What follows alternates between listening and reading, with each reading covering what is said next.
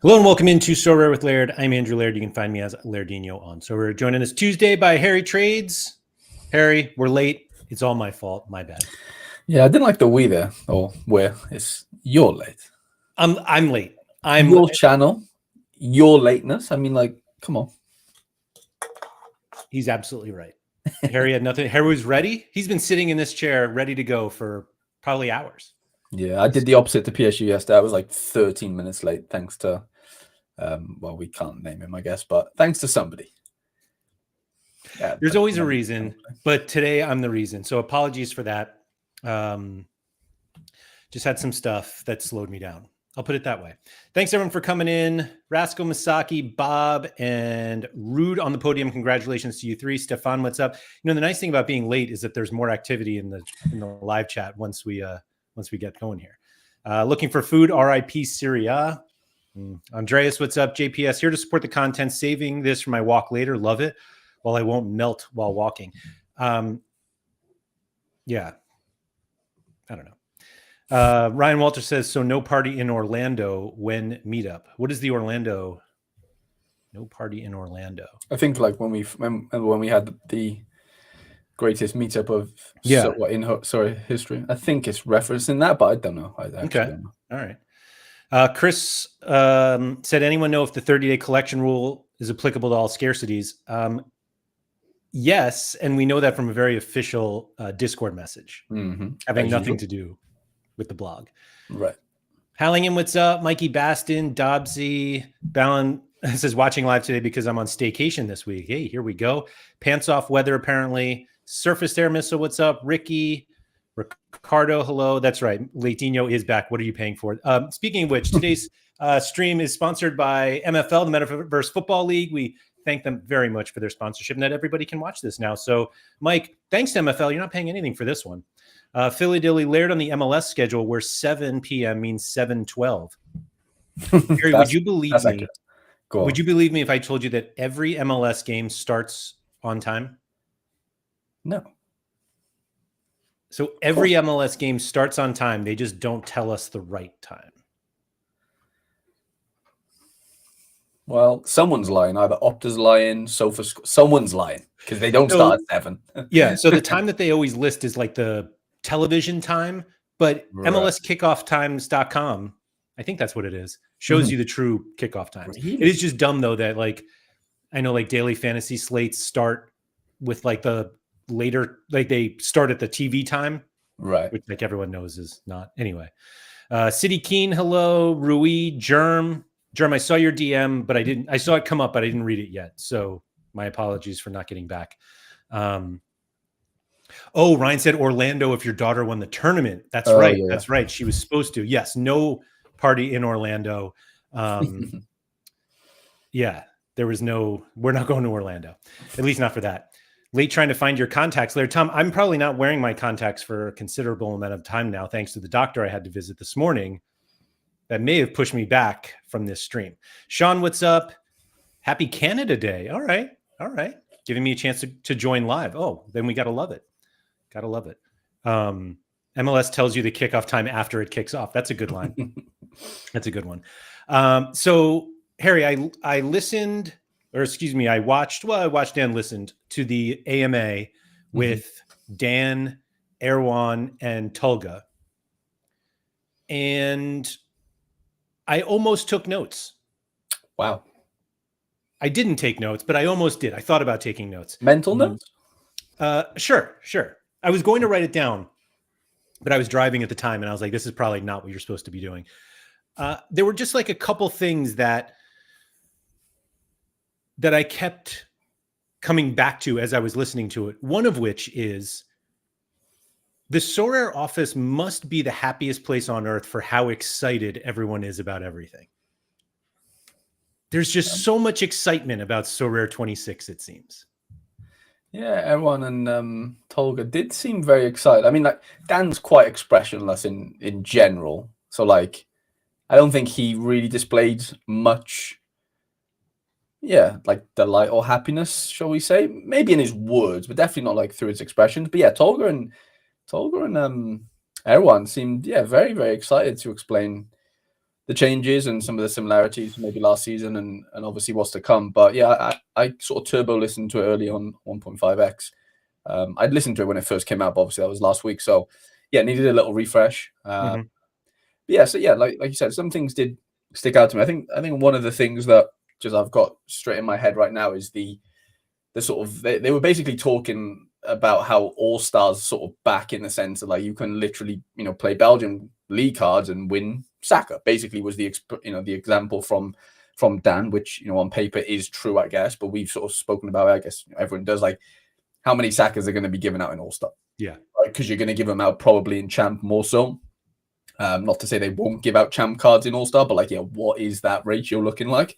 It's just crazy. Like we've gone back to the old All Star. Like we're back to Van Zek winning Jude. Like that is literally what we've gone back to. And there was obviously merit to that in some ways, because that's all we were used to. But then I think I just vaguely remember Maxime really bringing up that point a lot, like the Van Zek thing. It's just like you can't have a game where the Van Zek is worth more, if not equal to a Jude, or maybe not Jude's the example, but yeah, Audrey or whatever, like an older sort of star. And I'm not saying that's going to definitely be the case because obviously you've got champion season and stuff to bake into all the champ guys. So yeah, I don't think it's as like, I think it's more polarizing now as far as like the Van Zek versus the champ star, but still like you can still win them with the Van Zek. So it's like there's still obviously a big value for those type of old contender and challenger guys that are able to do that. Like that is going to be, I mean, without knowing the prize pool and knowing how many Sakas and Judes and whoever else in the champ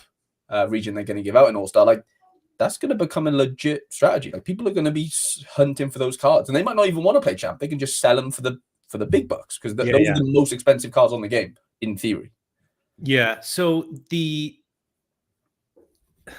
that reminded me of another thing about that they talked about, where it was for people who are new to the game, like they'll play in season, and then once that season's over, they'll like go into classic and they'll realize it kind of like, I think Tolga described it, kind of like opens it up. You start scouting more and all this stuff. And like, maybe you win a Cecina and then you start like looking at the K-League and stuff. And it was like, that's what we used to do. Right. That you guys decided we shouldn't do anymore. And now it's going back to that. And it feels like the thought that I had a few different times during the AMA, and I don't think this isn't an overwhelmingly positive thought, so I apologize for that. But it feels like they do get a lot of feedback from people of what they like to hear, or excuse me, what they like want to play or what they like about the game. And there's this weird, there's almost like a space in between what game we want to play and what game they want to make. And it's, they can't just make every decision based off of the community of like, oh, this is what they want, and so we're going to do that, because when we had that, they were going to go bankrupt. And so but ultimately, like, we still have to play the game. I mean, we don't have to play, but like we can only play the game that they present in front of us. Yeah. Yeah. And so the way that I have like started to think of everything is just kind of like, everything feels now like a video game. And I made that joke when they started calling it Sorare 26. And the more that I hear them say Sorare 26, the more I'm like, I think this is actually very much like FIFA, or whatever they call it now, FC 24, in terms of there's so many ways that you can play FC 24, which I assume will be FC 25 next. But like, not everybody plays foot, or not everyone does like RTGs, and so there's all this different stuff. And I think back to all of our, FIFA content creator, Sorare player friends like Nep or Haber or Chani, who doesn't even play anymore, doesn't play Sorare anymore, and Haber, who knows, but it does feel like Sorare is becoming this platform where they're offering a lot. And I think we come from the place where we're used to playing everything. And so when they introduce all of these new mechanics, we're kind of like, boy, how are we going to build that into the way that we play? Or how am I going to do that if I'm already doing this? And maybe they're trying to end up making a game where it's choose your lane and stay in it. And I don't know if that's good or not. No, I mean, it might be for like, baby's kicking off. So I'm glad, like, I actually felt bad bringing that up with Harry here because I wasn't sure if I wanted to put him on the spot to have to respond to that thought. But the more I think of it, the more I'm going down that kind of opinion of the way, obviously the way that we play is very different than we've played for years.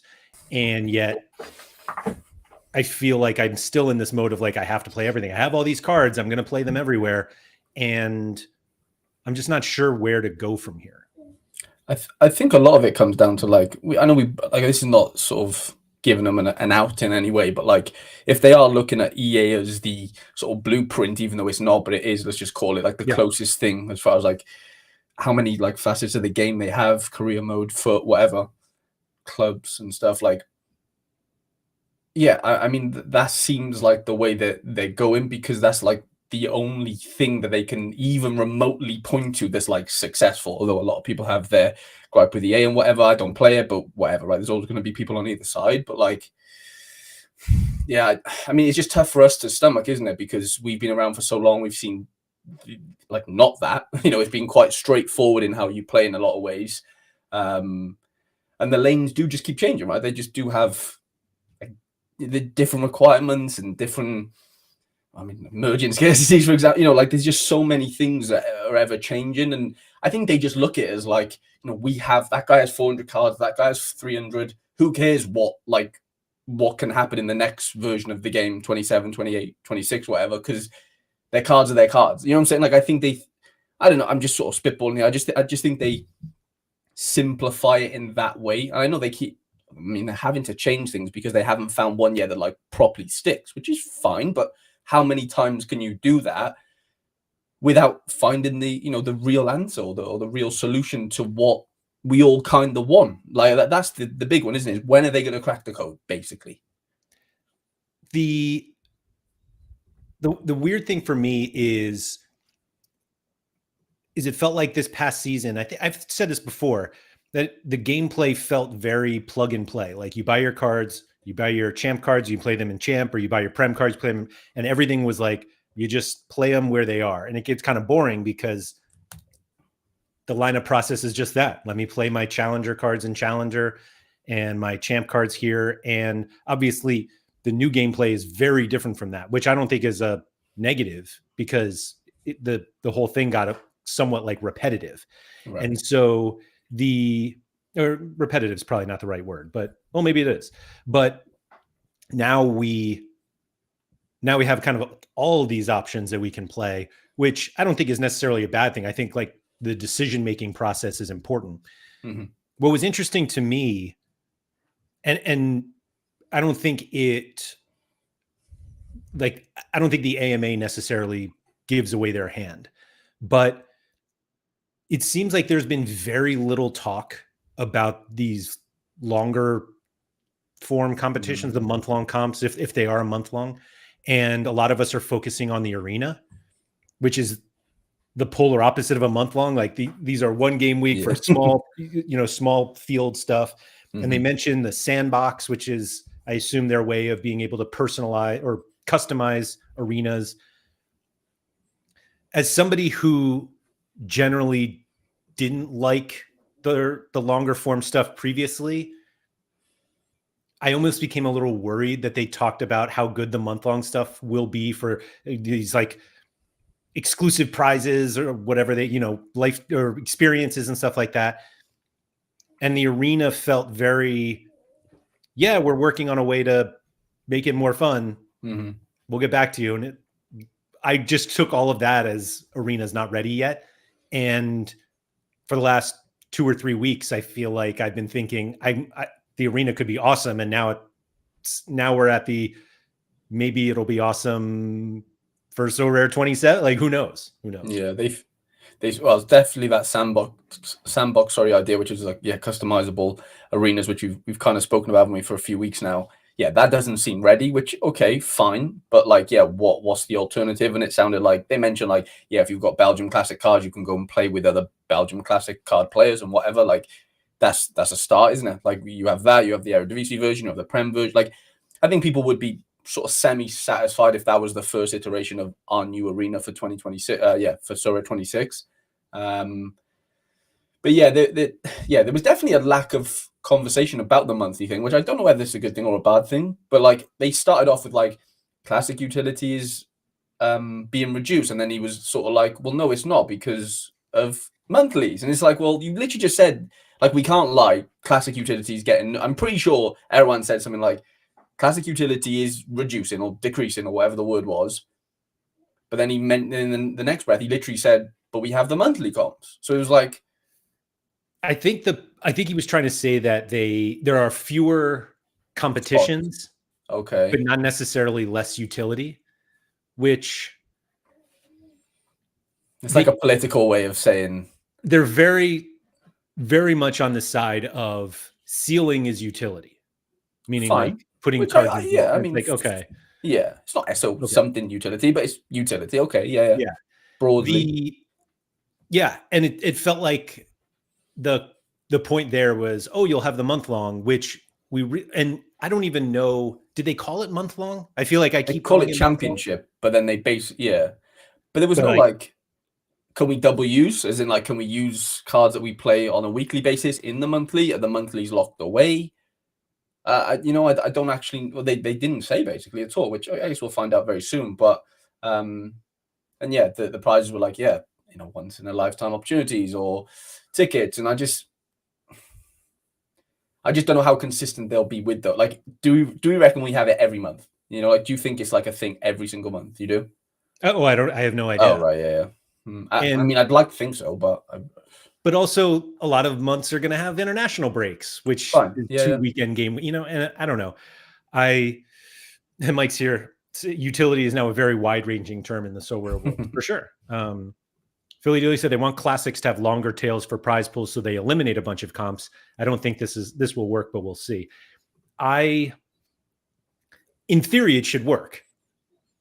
Like if you have fewer competitions, then all of the rewards go into this one, and we have fewer ways to win them, so the tail should be longer. Like in the respect of more people winning per competition, yes, it should work. But I don't know if that means more fun. I think when the mention of divisions is interesting too. I mean, they mentioned it in the blog. I don't think. I think that's like a given, isn't it? Yeah, I don't think they're really like bothered about, like, that's one of those things is like, it's just staying, like they don't need to speak about that. But yeah, I agree that it was not weird, but obviously noticed they didn't really speak about it at all. Arenas briefly mentioned, obviously the championship thing. Dan mentioned the All-Star stuff. I'm trying to think what else there was like apparent. They obviously went into the Super A unique stuff, which we can obviously get into if we need, but what else? I'm trying to think what else was apparent. So there are two things we absolutely have to talk about. One of which is Tolga calling it SO7, but Dan calling it SO7. And I'm not sure. I know which one is right, and I don't care that it's their game and they can call it whatever they want. We can't call it SO7. We just can't. No. That's all I have to say about that. The other one is DNPs. Now, I assume Harry can still hear me, so I'm going to talk anyway.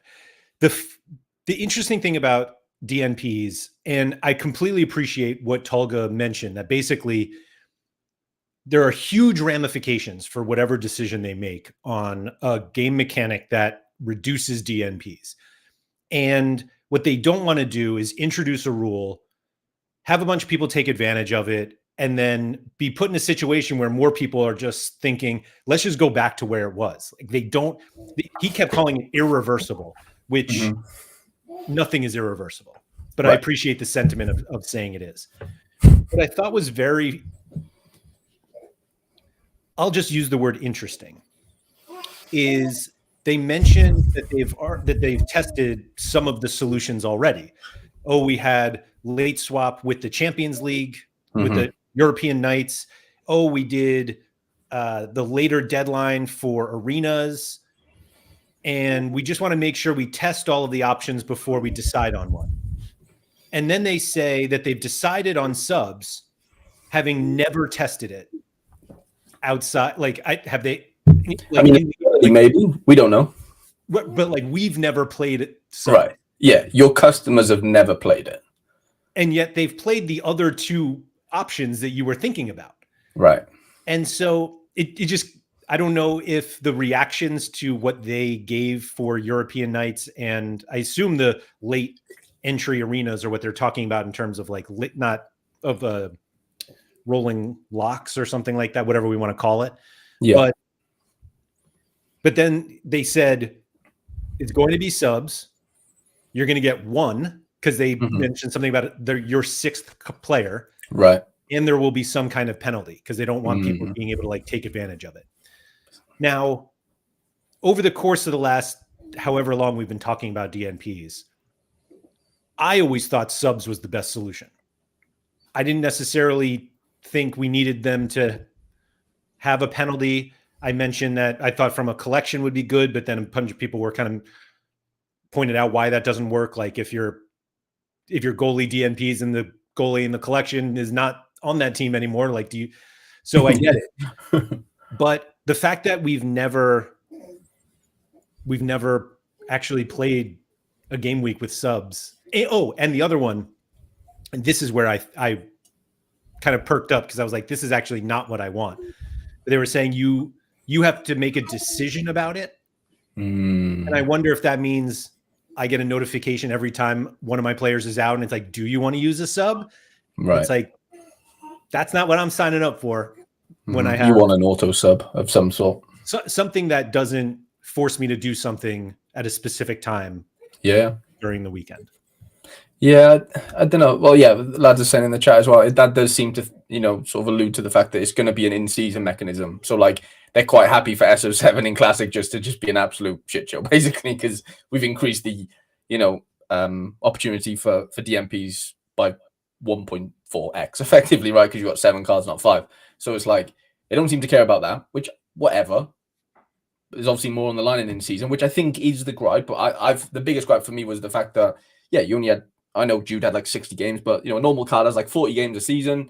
And if you DMPs, a couple of times out of those, like unexpectedly, then it's like, well, hang on a minute, like that kills the other 4 cards 6 times or 5 times, whatever, the amount of times they DMP. So I don't mind the fact that if it does just come into in season, I wouldn't have a problem necessarily. I don't like the whole thought of like, they're only giving it to us, but there needs to be a decision, like there needs to be a penalty if you use it. It's like, well, we're buying the cards in the first place. I think the least I'm expected is to be able to play it, like, or like to see it like start with 35 points at least. Like that's the only thing I think that I've got a little bit of a problem with the whole like penalty thing. It's like they're rewarding us, but they're like, well, we can't reward you too much, right? But then I guess that plays into, in a horrible world, of course they want more DMPs in season, because I mean, I guess not, because someone has to win, right? Someone has to win the cash. Yeah, fair. So that doesn't really matter. Well, with streaks, maybe not. Fair. Yeah. Okay. Yeah, that's a good point. So in a way, there is an incentive for them to want more DMPs than not. With the streaks, you're right with that. Leaderboard technically doesn't matter. Fine. I don't think they really want that. By the way, like I don't think that they want DNPs to reduce the number of people who are hitting the streaks and stuff like that. Fine, but like, why is there a penalty though, Led? Like, I agree. I don't see the reason for it. Don't dangle the carrot and then go like, yeah, but like it's only half a carrot. Like it's not a full carrot. It's like we're paying money for these cards to, at a bare minimum, I think, play. Like I say all the time, like we shouldn't be picking teams before the manager does. Yeah, and that is what we're forced to do in a lot of these competitions. I know there's later swaps and stuff now, but for the most part, you are just picking blindly. Like as much as you want to trust experts and stuff, nobody flipping knows. Like let's just call a spade a spade. Nobody knows. Yeah, apart from the manager, and he doesn't know sometimes before us. You know what I'm saying? Before we even guess what he thinks. So it's like, I don't know. It's a lot, but I just don't. The penalty thing just rubs me up the wrong way a little bit. But we don't know what the penalty is. But what can you think? You know, what are we thinking there? Like score penalty, like reduced by 10%, reduced by 20%, or is it? Yeah, I think that's what it is. Philly Dilly said, I think the penalty maybe doesn't prevent gaming it, but it discourages it. I'm not even sure you can really game it that much with a single sub.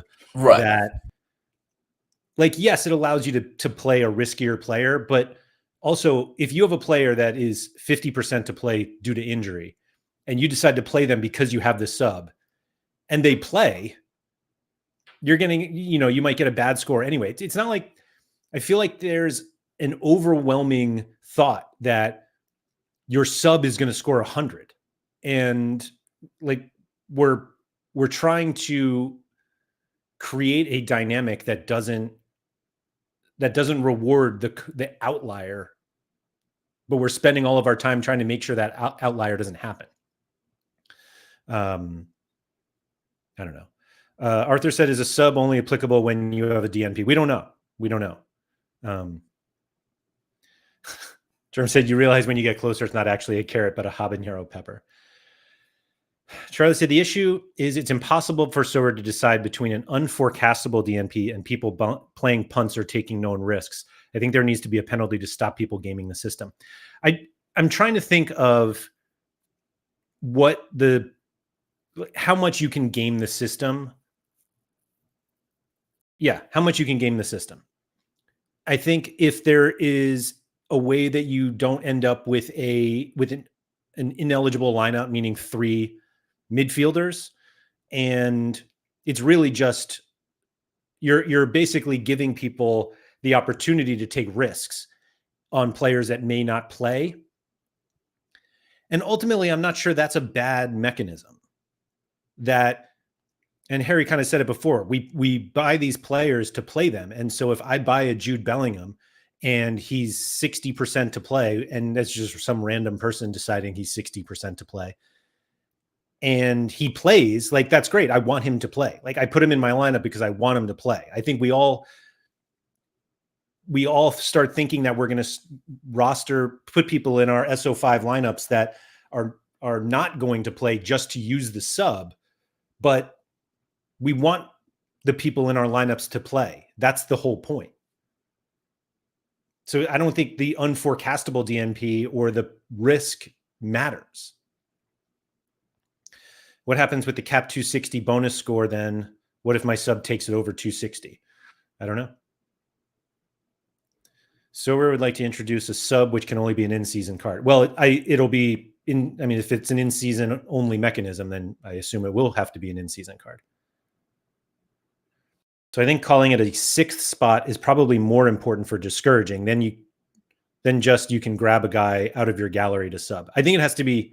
I think the easiest way to do it is just to ensure that the 6th player is not somebody who is in a lineup to start the game week. That's all. You can game it with the position, though, use a DNP and then sub in a different position. But I'm saying, like, if 2 of your midfielders play and your sub is a midfielder, then you will not get the sub. Right. So you think it'll be like position based, basically? Yeah. Well, not necessarily position based, but like if one of your midfielders, you play 2 midfielders, and your sub is also a midfielder, and your forward DNPs, right? You don't get a sub. Fine. Okay. Like, I think that's an understandable solution. Yeah. Yeah. Fine. So then, yeah. It does get tricky though, doesn't it? Philly Dilly said, I'm fine with people taking risks and having subs. I'm not fine with PSU waiting to see how all of his lineups play out before picking which one he subs Gil into. So the difference, though, there is that Gil is not in a lineup to start the game week. But I appreciate what you're saying. Yeah. Like, he could just hold it out every game week.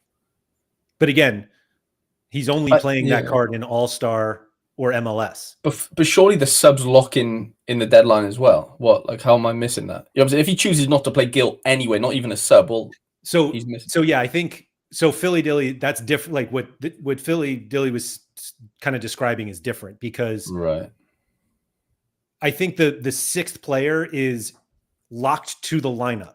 Yeah, That's your so like definitely. he can't just sub Gillen to wherever. Mm-hmm. Yeah, Philly's right. If sub has to be declared for a lineup at deadline, 100%. Yeah, I think that's what it is. Yeah. Mm-hmm. Bushrod said it's understandable, but it does not fix the surprise DNP if it does not sub. I don't think we're not fixing it. We're not eliminating DNPs. Not at all. Just Heat said, I don't see how the 6th slot sub helps the DNPs most people want fixed. Example for the Lloris DNP this week. If I put in a midfield sub and it doesn't apply, I've now wasted 6 players in a DNP lineup. I mean, you have 5 players wasted anyway, but you're right. The goal, I mean. Yeah, that's the tricky one, isn't it? It's like, yeah, that is a problem unless you have a sub slot for every position, basically. But then that gets into like SO9, basically. Yep. Yeah, I think, again, we want the least difficult that eliminates as many DNPs as possible. Not we're eliminating all DNPs. Mm-hmm. But yeah, I forget what I was just about to say. Sorry.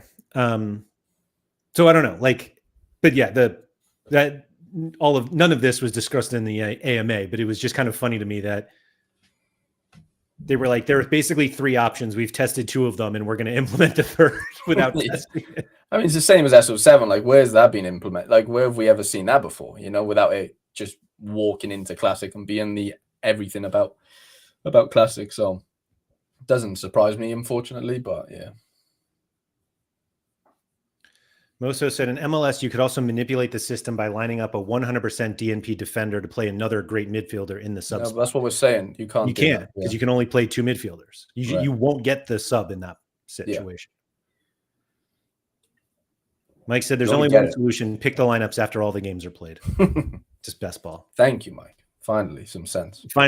Yeah. Zhao said, and if you put on purpose a guy in defense that we know doesn't play and sub a forward or mid that we know they will have more probability. You're not getting it. You're not. You and Moso have just said the exact same thing. Yeah. That doesn't apply. Yeah, you won't get that sub, basically. And also, forwards and mids, more probability to have 100. You're subbing. You basically not correct though. Yeah. Yeah, yeah. But we also have no idea what they're thinking. What I didn't like was Dan made some comment when he was kind of introducing it that said DNPs have been an issue, have always been part of the game. That's what it was. And he was like, what part of today's game has always been part of the game? Right. Yeah. Basically, the fact that we have 5 cards, which now we have 7, and literally anything else. And it didn't matter because it was infinite utility, effectively. There was no in-season. So, you didn't moan that you only had 40 games of Jude or whatever in-season-wise because you had 10 years of Jude times 40, Right. Troy said, I don't see how this fixes anything, though. People want rid of the anomaly DNP, but nobody is putting a top-level guy as the 6th slot in every team. That's what you would need to eliminate random ones. You don't need to... Eliminating DNPs doesn't mean you're eliminating a bad score. Yeah, the quality of the sub is nothing to do with the random, the DNP, is it? Do you know what I'm saying? I get not everyone's putting a top level guy in the 6th, but that doesn't matter. You don't need a top level. It's the equivalent better than 0, basically. Right. You're just trying to get out of a 0. Yeah. The bar's pretty low, Well, exactly. The bar's low. Just he said, I don't get why there's so much pushback on locking lineups at a typical game week lock and then subbing in 2 to 3 DNPs you get throughout the weekend. Replacements have to be the same collection or position. It's just that people don't want to have to check every time. Mm-hmm. Every time they have a lineup. Yeah, it gets tricky. But apparently, arenas are going to be late swap, aren't they? Effectively, they were talking about how the Arsenal lineup comes out. Nep spoke about it, hasn't he? Where the Arsenal lineup comes out. You've got 5 starters. You can throw them straight into an arena and boom, you can play against other people that want to do that as well, which is fine. But was that every arena or was that just specific arenas? I can't remember. They have some that those are like the late entry arenas. I think that's what they call them. Yeah. Sean said, I think it sounds as though you put in your team, and then if at any point in the game week you get a DNP, you at some point can then enter a replacement, so not as time sensitive. That is time sensitive. I didn't get that at all. Yeah. Right. Has to be in the game week is time sensitive, but I didn't take that at all. But again, they didn't go into why. Yeah, Philly Dilly's right there. I think DMP protection shouldn't mean that you're in podium contention. It just means your lineup isn't dead and you can still sweat it at some, capacity, Essence, tier 2, whatever. Yeah, I think that's the big thing, really. Yeah. There's less friction. You just want less friction throughout your customer base, realistically. Right. And that means at least at the fucking bare minimum, just seeing my 5 guys just play. They might be shit, and that's fine. I have plenty of lineups with 5 guys who are shit. All right. Yeah, I'm used to that already. You can sleep there, but you can't sleep when, one guy doesn't play and you've looked, PSU mentions it all the time. Like you're looking forward to the game and boom, you've just got, a massive detriment in not having 5 starters or at least or one guy's not even on the bench, that type of thing, right? Yeah. I know the sub thing isn't going to completely change that, but we know there's no complete change for DMP. There's no complete solution. We're all in agreement there. That's not rocket scientists. You don't have to be a rocket scientist to work that out. This is a great line from Charlie. It's mainly going to be a relegation avoider, which I'm okay with. Oh, Mikey Baston beat him to it. I'm sorry. Yeah, I'm all for that, for sure. Yep. Yeah, it's not really going to make these Wales win everything. People are so scared of that. Get that out of your head. If you're thinking that this type of thing is going to make the Wales win more. It's no, man. It's going to make you have more flipping fun. Just please see that and stop worrying about what everyone else does. You can't do anything about what their galleries are doing anyway. Control the controllables. Applies to many facets of life, but, in Sorare, just look after your own. Yeah. And just, take it that way. I don't want to keep going on the DNP talk because it's getting boring now. Beaten that one as much as we can. Let's talk about super rare and unique. Go on then. What do you think that they show as the prize pool during the game week? Do they show a $5,000? So the example they had was super rare top prize was going to be 5,000 if you play 5 in-season excuse me. Well, I thought they said 5 super rares, but I think they meant 4, right? Can't you still use a classic super rare? Technically, yeah, but yeah, you can. Because there's no super rare bonus. There's no bonus to playing 5 in-season super rares. No. So do you think they'll show 5,000 as the top prize, or do you think they'll show 25,000 as a top prize, knowing that if you play 5 super rares, you can't do it? You can't hit 25. Right. Yeah. Right. You can't even hit it if you play. You need 5 in-season uniques. You need 5 in-season uniques. Yeah. Well, they did say 5 in-season uniques, though. Yeah, I think that's correct because it's and I think that's true. I think you can't have 4-on-1 uniques to hit 25k. I think you'd hit 20k if you did that. I think to hit 25k if you have 1 classic unique. Yeah. Yep. I think that's right. That counts as an in-season super rare. Yeah, which is 20%. I know. Basically, if you play 1 classic unique, 1 in-season unique, 2 in-season super rares, and 1 classic super rare, you would get double, basically. You get 80% on the in-season unique, and you get 20% on the classic unique. So I have get 10 grand. I have no uniques. I actually currently have an offer out for a unique. Wow. Yeah.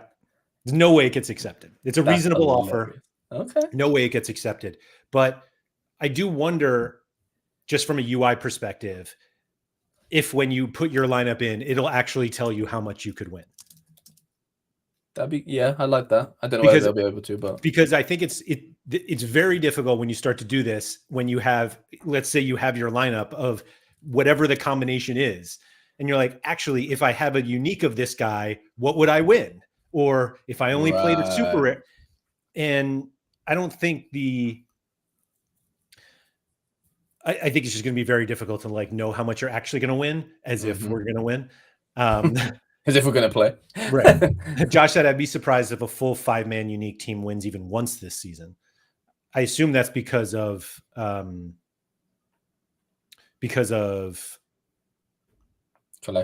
collections. Right. Sorry. Which, like, who knows? Yeah, but there'll be new collection. That would have to be say if you had a 5-man in-season Barca lineup, like unique. There's no reason why that can't win over the Super Rare version, really, is there? I know, like, they're basically the same. Let's just argue, like, the captaincy's, there's no they'd be the exact same, like, score, wouldn't they? Same 5 Barca, same 5 in-season unique and Super Rare. Same captain. Like, there's no difference. Is that, what I'm saying? Like, no collection score difference is no, Who would win in that scenario? If someone played 5 in-season Barcelona, you'd have to have the same XP and stuff like that. Yeah, if it was the exact same, I guess they would. Whoever entered first. Ooh, that's the tiebreaker. No, they give it to the Super because they have to pay out less. What would you rather pay out? 5K? Yeah, would you rather pay $5,000 or 25,000? Yeah, right. That was the only thing I thought of on that. I don't know. Like, I get it. I think the number, in terms of like the multiple that they gave, I don't know if it was necessarily, I feel like it was high enough where everyone was like, okay, this isn't that bad. Right.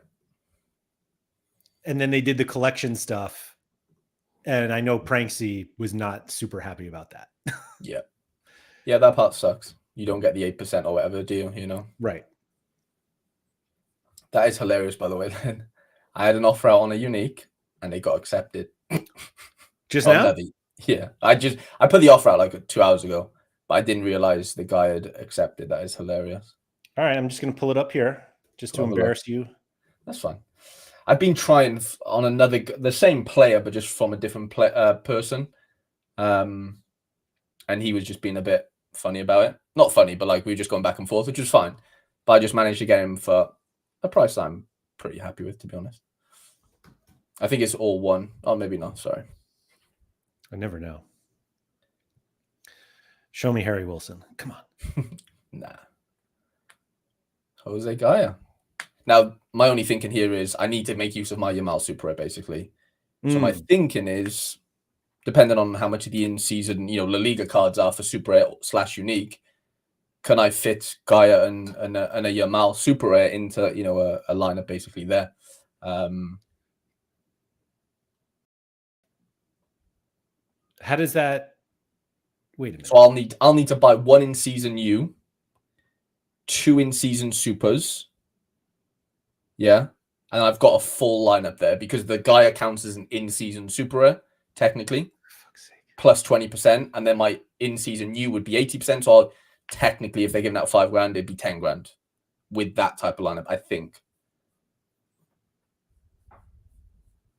Yeah, I've just been trying to see if there was any cheap sort of La Liga uniques, basically. And he was listed for like $250. So I've basically got him, half price off listed. 2 guys were selling though.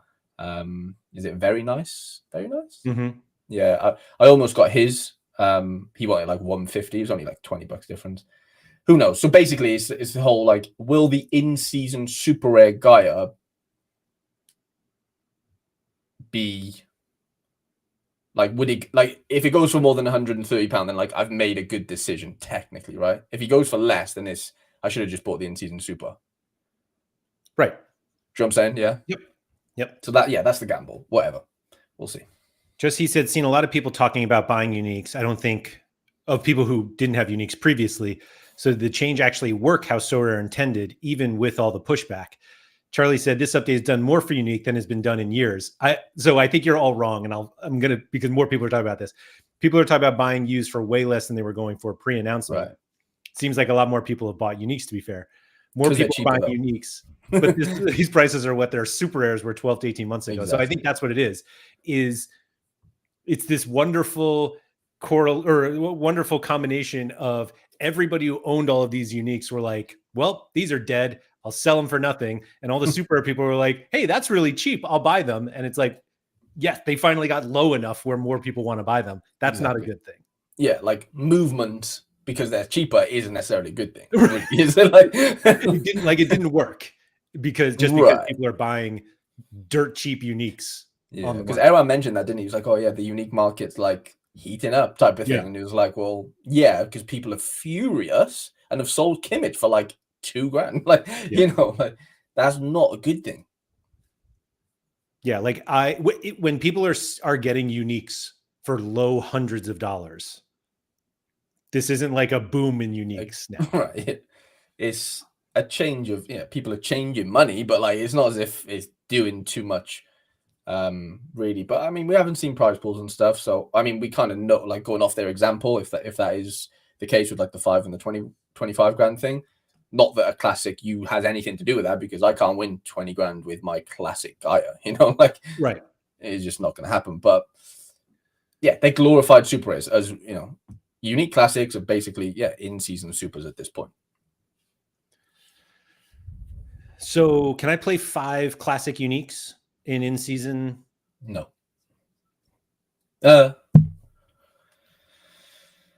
I mean, in theory, you should, right? Because they're all in season, but I don't think it works like that. I think it just Is there a only use maximum? one.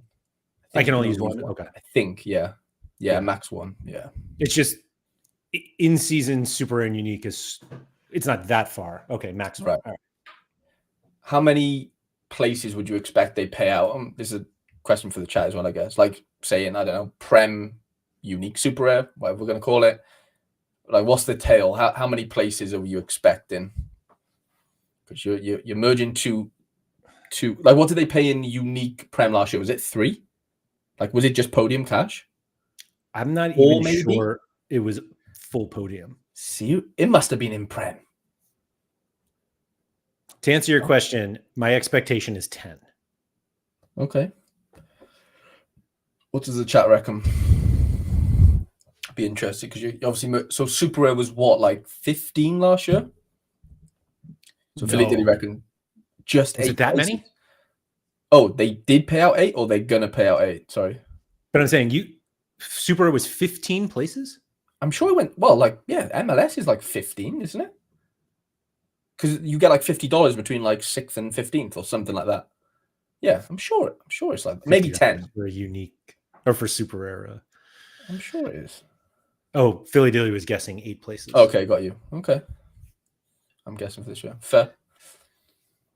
I mean, it can't be less than what super rare was last year because you're adding unique into it, right? Like if super rare was 10 last year, there's no way it's going to be 8 this year on top, like adding the unique in. Surely to God. So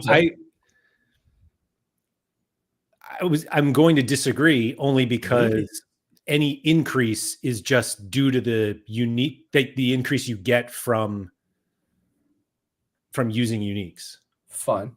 Yeah, MLS is 15 right now. So, yeah, it literally was what I said. 6th to 15th play $50. Yeah. Just this. I love buying uniques and super rares for a $50 payout. Right. Well, yeah. Yeah, I don't think it's going to be that different from the super rare one. Okay. But they'll have to show, but if you play 5 uniques, this is how much it is. Mm-hmm. It's like, okay. Don't forget, ceiling bonus comes into this as well. Yep. So they said that more than 25 grand technically. Yep. Yeah, I wonder how that sort of works. Yeah, I think that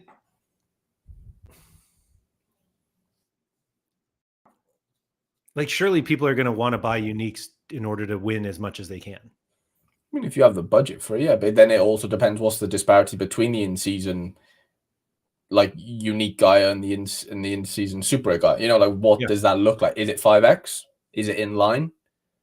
Because you'd like to think it should be, right? If we know prizes are basically 5x different kind of with the variations you can do, I'd be surprised if you are going for more than 5x the super in season wise anyway.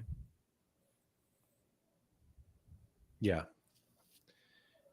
It'll all just be written as pounds. Oh, with question mark. Yeah, I don't know. The top prize in unique last year was like 7 grand, I think, in Prem. Not that I know by experience, but I'm pretty sure Pranksy won that a billion times. Are they going to do? We don't know this. If they're going to do golden goal instead of streaks. I wouldn't think so if I had to guess. Just with how not great it's gone in MLS. Like I think PSU won it. I know someone else won it maybe once as well. Someone maybe won it it this game week. Yeah, they lowered it. Oh, yeah, there we go. I think they've lowered it by 100 points. It used to be 650, now it's like 550. Like you could kind of see that was going to happen. The writer was on the wall. Me and Gator mentioned it in that MLS like podcast before the league started. It was like, guys, like you do realize 650 is like astronomical. Yeah, even start this. I know when you get more bonuses into the season, more chance of hitting it, higher scores, fine, but it was just ridiculous. Like, it was just it wasn't enough of a carrot to play the 5 in season. Right. I don't think that applies. I think their golden goal now is like what lads are saying in the chat, like the whole basically just buy a couple of uniques, and your multiple goes in that way, The excitement over streaks is interesting to me. It felt like they like had to rebring it up over and over again. Like you can play your classic. Remember streaks? Yeah, you can play your classic in streaks. It's like, well, yeah, okay, fine. But how much does that take away from the overall prize pool, and stuff like that? That's the big sort of talking point for me in my head. Is like, yeah, what we mentioned it, right? If Prem Rare in season last year or limited was like 1.5k or 2.5k for Rare, for first that is for D1, like what does that look like in the new Sorare 26? Is it 2k for Rare? Fine, I can live with that. Not that I really played it religiously last year, but I'm just giving an example. And then okay, well what streaks on top of that? Like what does that look like? If it goes from 2.5k last year, Prem in season Rare D1 to like 1,000, it's like, well, hang on a minute. Like if that's your max prize, I'm not saying that's the case. I'm just sort of saying that if that was what they come out with, which is basically what you can win in MLS right now, which I don't think is going to happen. That's an extreme. Like there's no way the MLS top place for MLS is the same as Prem. Like I'm exaggerating here, but if that was the case, and it's like, hang on a minute, alarm bells, right? You can't bake it all into fucking streaks because we know how hard they are. They're basically like lottery on top of lottery. Sorry, Hunter, but they say we all love hot streaks. Yeah, I do wonder if more people love hot streaks. Excuse me, than we think. Hot streaks than I think. You got to think the MLS one has the special comp. Like, I'll be disappointed if they don't have a special comp, for the European competitions for Prem or whatever. The badge thing. Yeah, that's the longer that we went with streaks. And again, like I only play MLS limited in season in terms of like hot streaks now, but the weekly threshold payments are so low that the special competition that you get for reaching 3 and 5 is the real carrot to me. The actual carrot, not the habanero. But Moso said streaks are, in my opinion, underrated for people who have a big gallery. It's really hard / impossible to get multiple streaks with only 10 players to choose from. Yeah, I mean, it's hard for people that have big galleries too. But I just don't think the payouts for each level are why people play hot streaks. No, they're playing it. I'm not even sure there's anyone now who make lineup decisions differently for hot streaks than they do just the regular normal game. Yeah, no, not really. Like the only decision previously was, do I use this one classic card to get higher on the leaderboard or not because of streaks? And now that you don't That's have to going away. Playing there's no such thing as playing hot streaks. No, it's there's not. Well, you're they won't playing be. And it's off to the side. Yeah. And Kubukun said maybe they misspelled threshold with hot streaks, and that's why they say we love them. I mean, yeah, I can't necessarily disagree with it. Yeah. Sorjosh said, do you think hot streaks are a way to pay less than the 15 million last season? Because in theory, there will be no definitive number this upcoming one. I mean, they could do a definitive number that's just the minimum. You're always allowed to pay more than that. Yeah. Yeah, I wouldn't be surprised. Yeah, the hot streaks as a mechanism are now just it's not even like a side game because you're not actively doing anything for it. Yeah, it's just like a baked in bonus, which is just like really hard to get. Right. Like the first couple aren't on paper, but like the 3s, 4s, and 5s is just like so many things have to fall into place. It's just insane. And I know you probably, you need that for the 5th one, for example. Like it's a tough target, and it kind of should be, and you hopefully you get rewarded accordingly. But again, it just falls back to like you're not playing any different. Like there's no carrot. Like there's no strategy in that. It literally isn't. I finally got to the 3rd one. That's fun. Like $60 at limited. Like for me in MLS, I only hit the first one this week again. But like that's a 410. It's a nice target to be able to hit, and $60 is respectable. Now, is that a full $60? Because it doesn't look like me. $40.20 in credits. Okay, fine. But like, it's so hard to hit. Like it's insane. So it's for funny. That specific game week.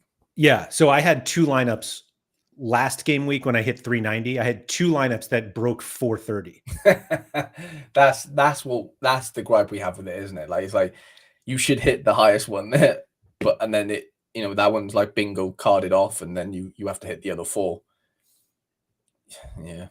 Dobsy said worst case, I think if it was just you say you hit 400, you get $3 and it resets every game week.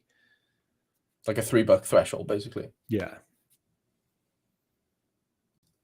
Sorahan said, I'd rather they just have a normal comp with better prizes and these shitty hot streaks and nobody ever hits. So again, like it's not that nobody doesn't hit them, or not that nobody hits them, excuse me, because Deke already hit the 5th one on rare. Yeah. But he earned a spot in a very exclusive competition now. Right. Twice. He's already twice? I mean, he was already in the 3-1. Oh, yes. Yeah. Like Black was in that one as well, I think.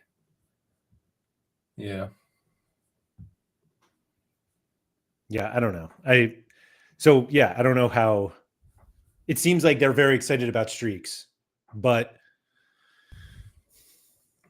I'm not even sure there are streak strategies that are different than just the gameplay. Of course, you're not going to say, "Oh, I only have to hit 380 this week, so I'm not going to play messy." Mm-hmm. Like, just don't do that. No, literally, there's nothing unless you had to like pick. It's not going to happen, but unless you had to like say, "Okay, my team A is the one that's going for the streak," and you kind of like lock that in. Not that they would do that, because that would just be, even hard. You times everything by 3 is like difficulty. Then, do you know what I'm saying? Like if you're basically banking on, okay, my first lineup I make, that's the one that I'm going to go for the streak with, and like you lock that in somehow. Again, I'm not saying they're going to do that or that's going to be a thing, but there's no reason to change it. Like there's no strategy involved. Like you play 4-on-1, really. Yeah. I guess you could play 5 with a collection. If you've got a collection of a team and it makes sense from a collection bonus standpoint that all 5 have the 5% early on and all that stuff. Fine. Sure. Yeah. Yeah. Sarahan said, how many people were in that special comp they had a few weeks back? Just a handful, I think. 5 right? people. But that was the point. Yeah, for sure. Yeah. I feel like people were making a big deal that not many people got in. But that's was the whole point. Yeah, for sure. You want to get in because only a handful of people got it. Wasn't it a $50 min cash? It was something nice. Yeah, it was. That might have been in limited only. Like I think maybe in both, but I thought rare was like something nuts, like 100 or 200. It was something crazy. Really? It was something really nice. Yeah, I could be wrong. Yeah, I don't know. I wish I could see the hot streak excitement like they see it. That's how I'll put it. Yeah, or they I must be missing something here. I know. Yeah, I know what you mean. No, they're not. Like, let's just call a spade a spade. They're not that exciting unless there's like a special comp attached. And I think then they're not like, oh my God, but they're like, okay, that's kind of fun. If I can get in, like there's a prestige to that. There's a badge and you get in the comp. But if there's no that, it's a bit like, well, you just, you're basically just hiding money in a different format that's a lot harder to hit effectively. Do we know what the 5 streak contest size is? We don't, right? No, I don't think so. Because I was looking at the whole like this checklist thing, and it says it just says rewarded when the manager reaches level 5. This little, I don't know what that is. It's an MLS logo that's on fire. Little badge. Yeah, but I don't know. And obviously, I would win $160 in cash. Right. Plus the entry, presumably whatever's in that end one. But I think, like, on the surface, I think they do seem quite fun, but they're fucking so hard to hit. It's like, it's ridiculous. Like, I don't think they appreciate how hard they are to hit, personally. So I'll agree with that. I don't, and maybe it's an MLS thing that MLS is just so wonky that for sure. But they are exceptionally hard, and the fact that the top prize is $160 now. Actually, I was going to say if I hit the 5th streak, and I say this having not even gotten to the 4th one yet, but 430 points, like I'm not winning the competition. I'm not winning Division 1 Unlimited with 430 anyway. So it's not like I'm tacking 160 onto, I forget what the top is, 400. Right. Yeah. No, for sure. And so that's why the additional comp makes sense. Like that's what we're chasing. Yeah. But like, presumably, they're saying scores in Europe are higher, right? Which they are on average. But like, if it was champ streaks, and I'd be like, fine. But there is no. It doesn't look like we're going to get champ. It doesn't seem. So, you know, in a single league Prem comp, I think it's harder to hit, you know, a consistent streak in a Prem comp than it would be in MLS. Personally, totally agree. There's way less, like, you know, Carlos Heels and, you know, name your MLS mids and forwards and whoever. I know there's defenders are lacking, fine, but I think it's way easier to hit in MLS than it would be in Prem. Way easier. There's just so many more players too. Yeah, so many more teams, so many more players, but at the same time, like, there's only probably 5, 6, 7 good matchups in Prem every weekend at a push. And like the opposite players don't score like 100. You know, like Carlos Heel could lose 5-1, but he could still score 100. There's not many players in the Premier League that would like play for Leicester, get beat 5-1 by City, and score like 80 plus. Yep.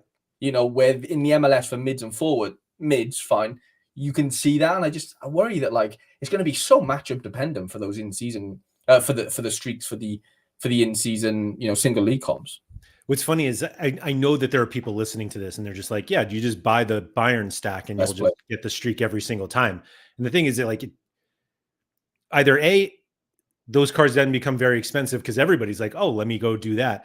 But B, all it takes is one bad game and you're going back to zero. And it's almost like people are going to start pricing these elite cards, the Bayern or Barcelona, or probably not City because of the rotation. Let's call it Liverpool, Arsenal. If they're going to start in their heads pricing them in terms of what they can win, assuming they hit the top streak a few times, I just don't think people are going to hit them as much as they think. Like, it's as simple as that. City King said one of the new cards launching. We don't know. I assume sometime in the next few weeks, like 2 weeks. I mean, Belgium will have to be soon. Yeah. You know? Midtjylland's got to be soon. And Brøndby. True. FCN, yeah. Yeah, I don't know. Luke said, consistently can probably nail a starting 5 in the Prem. That is out the window in MLS. Yeah, but you need a lot more than consistently nailing 5 starters. You need 5 smashes. Right. For like the big streaks anyway. Hot Streaks gives them the option of more consumables, which is another word that they used over and over. I still don't even know what it means. In the future, for example, pay 50 essence to preserve your place in the streak this week, even if you don't hit the target. Man, I don't think. Yeah, they love the word consumable, but Dan was like, it's a consumable, but it's like not as you think a consumable would be, as far as like the. Well, I mean, we haven't really spoke about it, have we? The sort of the revealing stuff with the recrafting. So I was listening to that, or I was watching them talk about that. Yeah. And Erwan did like a really nice job of kind of describing like what it looks like. He's like, you have 10 cards down.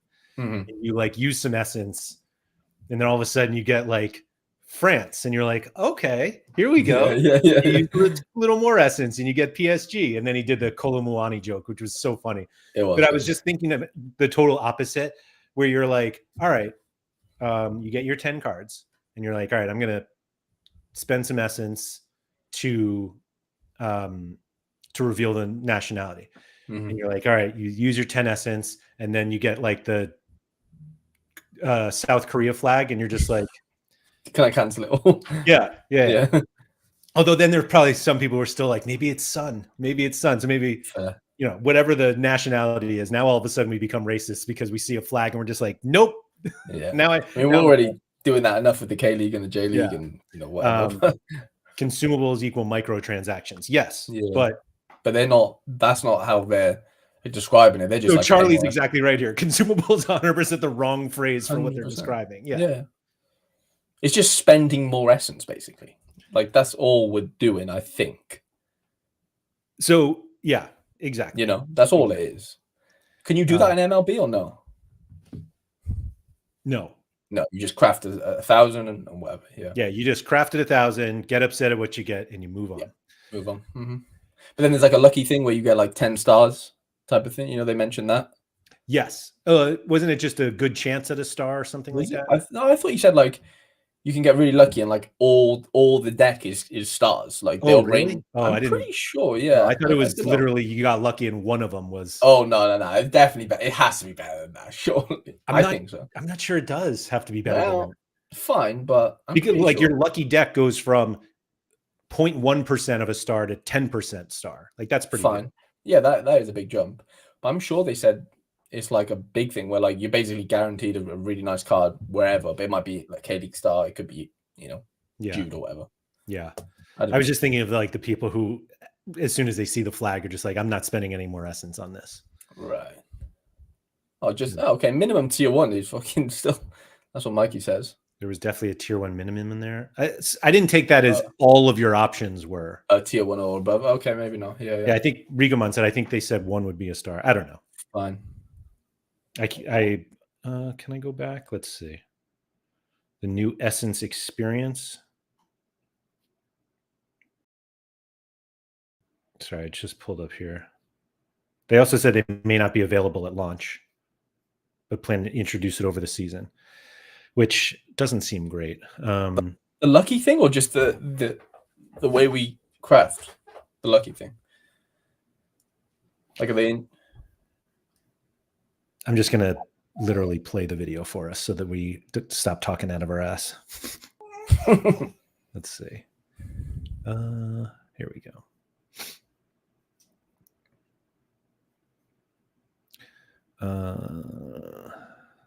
Is this the one? Yeah. All right. Essence experience. So there's Essence utility and Essence rewards in Arena. We talked about the Essence in the long tail leaderboards of the classic system. But obviously you can also use Essence to craft cards. Yes. In our blogs, we announced that we're moving to a one pull system. Yes. Some of the feedback we got from managers was that, well, this gives us less control to decide when we want to craft. Maybe you can explain why we've gone for the one pull system and why there is still a lot of control, even more control with what you can do with your essence when crafting. Yeah. I do love, hold yes, on. You're right. Feel bad Then freezing Erwan on that screen. Oh, well. I do love what they're like. Everybody saw this and said you have less control. And they're like, actually, you have more. Yeah, it's always the flip, like complete. But you don't flip. have more. You just have essence to reveal stuff. Like I don't. Anyway, it's even more control for the user. Mm-hmm. So I will try to explain the mechanic behind the new crafting system. So like you said, you have now the one pull button, so you will be able to craft only at a certain amount of essence. So then you craft. You will have like 10 cards face down. You will not be able to see which card is the one you want, and then you need to pick a card on these 10 cards. But you have something else because you can use consumable. So for example, you'll be able to use a nationality consumable, and you'll be able to reveal all the nationality of the 10 card, for example, or just one card if you want, by paying extra essence. So yeah, for example, you can have like French card. Oh, okay, French. Then, or maybe I can use a consumable for the position. Forward. Oh, French forward. So you're not using the consumable to pick a forward. you're using the consumable to just find out what the positions are. Right. So, like, I'm still not sure. I guess if you see all of them, then you could pick a forward. I'll get that. All right. Okay, maybe I can use a consumable for club. Oh, okay, PSG. Yeah, that's nice. Maybe. Oh, okay, I pick this one. Rondo Colomani. Randall Colomani. No, but you see what I mean. I mean, we want to give the user the more control in their choices. And to explain the consumable experience is more your if you have a lot of essence or even a bit of essence and you're really narrowing down on something, you use extra essence for these different buttons. Yes, it's not like an additional item or card or anything like that. It's just within the crafting experience.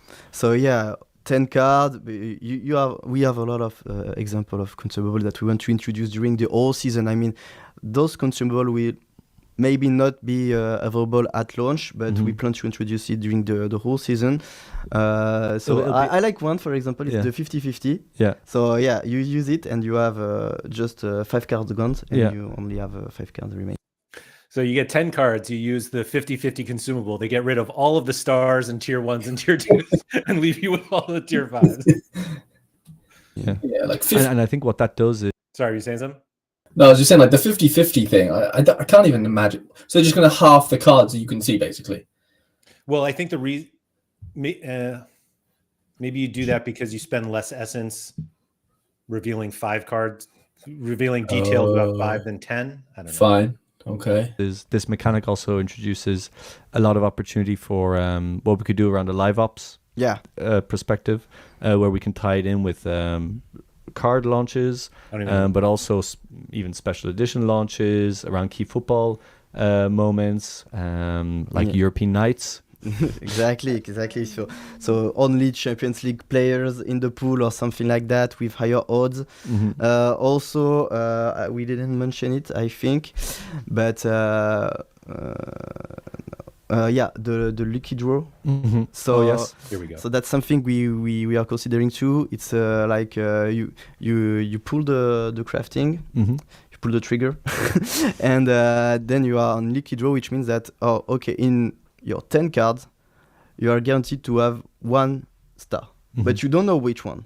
So will you take the consumable to know which one, or will you pick randomly your card? So we want to add some strategy in the crafting system. So that's the main plan we want to do for the next season.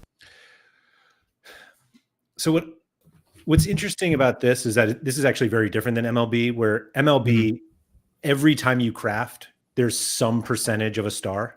Right. And here it's clearly like, if you're lucky, maybe you'll get a star, which I know is like the same thing. Kind of. Well, do you think we'll know the percentages before we craft, or do you just think it'll just be like you're crafting at this level, like 1,000 XP or 1,000 essence, 500 essence, whatever, 100 essence? Like, will we know percentages beforehand, or do you just think it's just going to be completely random and they don't even show us what is inside percentage wise? Yeah, I don't know. This is how MLB does it. Like, you see, so you crafted 1,000, and MLB essence is different. So don't look at this and be like, I'll never get 1,000 essence. But then you can see that, like, it's 2% of a star for every craft. Right. There's a 2% chance of a star. But it sounded there like most times you will not have a chance at a star. Right. So I don't know. We'll see. I don't know. City Keen said this is so much like a foot concept. Put a lot of SBC fodder in to pick one of 5 95 plus players. I don't even know what that means, but that seems fine. Yeah, SBCs are like squad building challenges where you like basically you burn cards for a good card. I think. Yeah. Manuel said there's text on the video. The lowest tier 5s are removed. If there what? Must be some logic that removes the 5 worst cards. Oh, okay. In the 50-50. Oh, okay. Yeah. In which order do you think is best to reveal for us as managers? I'd argue club first based on collection bonus, then position. Nationality doesn't matter. Nationality, I think, is the least important one by far. Yeah, probably. But also, you're asking this question as if we can choose what gets revealed first. Yeah. Surely it's like if you want the position to be revealed, you also have to reveal nationality first. How much do you think it'll cost? Like, say 10. No. I mean, that surely won't work with like sealing and stuff. Like, if you've got like a 5% sealing bonus, they're not going to give us like 0.5 essence, are they? No, they'll round up. Mm.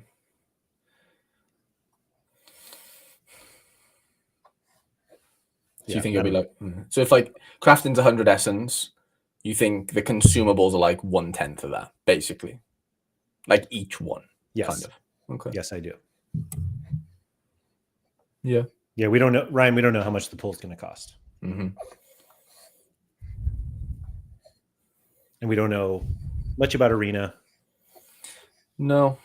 Yeah, that's the big one for me. Like, it seemed like they have so many fun ideas with the the sandbox, but we just know that's not going to happen straight away. Right. And I know this is a crafting thing, but they basically said this lucky draw thing isn't going to be ready, right? Is that what they kind of said?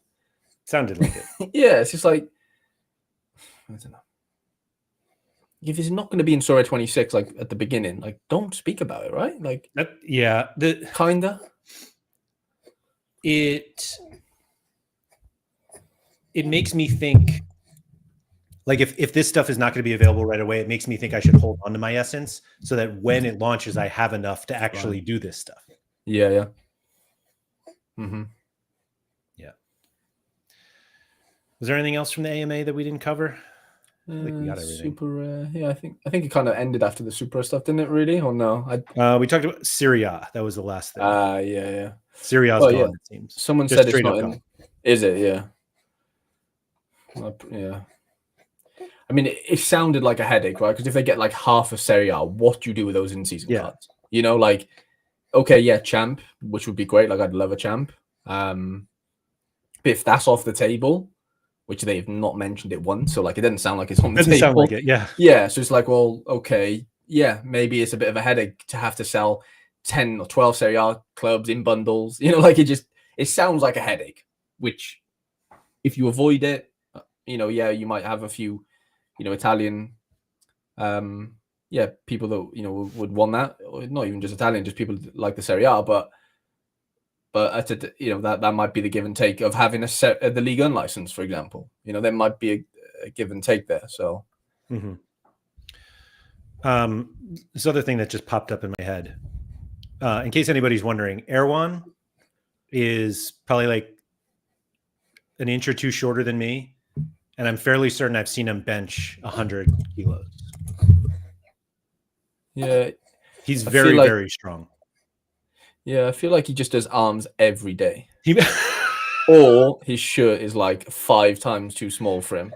He's a very, very strong individual. Upper body.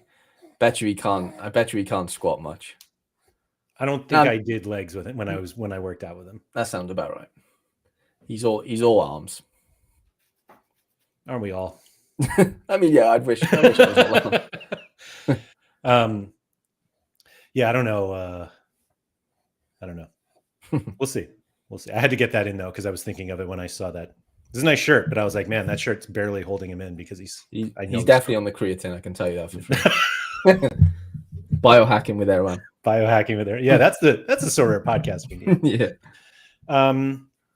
So yeah, after an introductory blog, a follow-up blog, and an AMA, we still don't really know a whole lot. So that's fun. Anyway, so that's it. I think that's all we have for today. That's all I have for today. So thank you everybody for coming. I'll